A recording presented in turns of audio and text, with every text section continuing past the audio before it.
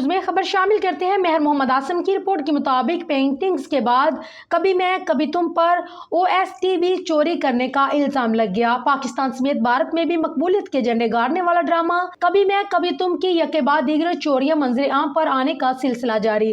اگرچہ اس ڈرامے کو بے مثال کہانی اور اس کی سٹار کاسٹ چاہے وہ مرکزی کردار مصطفیٰ اور شرجینا کا یا مخالف کردار عدیل اور رباب کا بے حد پسند کیا جا رہا ہے، اور دیکھتے ہی دیکھتے یہ ڈرامہ پاکستان سمیت بھارتیوں کے دلوں پر بھی ان گنت نقش چھوڑ رہا ہے۔ وہی اس ڈرامے سے متعلق سنسنی خیز انکشافات نے لوگوں کو دنگ کر دیا۔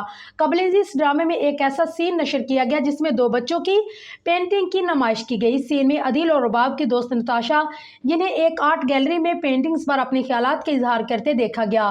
یہ فنکار ایک ایسے فن پارے کے سامنے گفتگو کرتے دکھائی دیے جس میں 2 معصوم بچوں کی تصاویر شامل تھی۔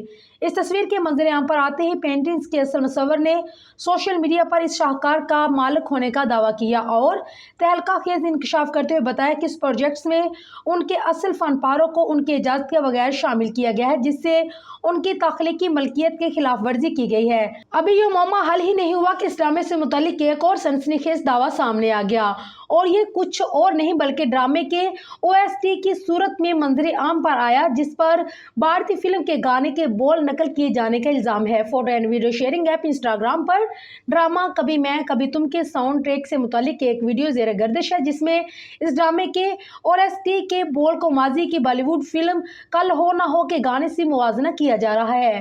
ویڈیو کے کیپشن میں دعویٰ کیا گیا ہے کہ پاکستانی ڈرامے اور بالی ووڈ فلم کے گانے بول ایک جیسے ہیں۔ اس انکشاف کے بعد صارفین 2 گروہوں میں تقسیم ہو گئے۔ کسی نے اس الزام کو حقیقت سمجھا تو دوسری جانب متعدد صارفین کا اس دعوے کو رد کرتے ہوئے کہنا تھا کہ یہ موازنہ غلط اور یہ محض ڈرامے کی ریٹنگ گرانے کا ایک اور حربہ ہے۔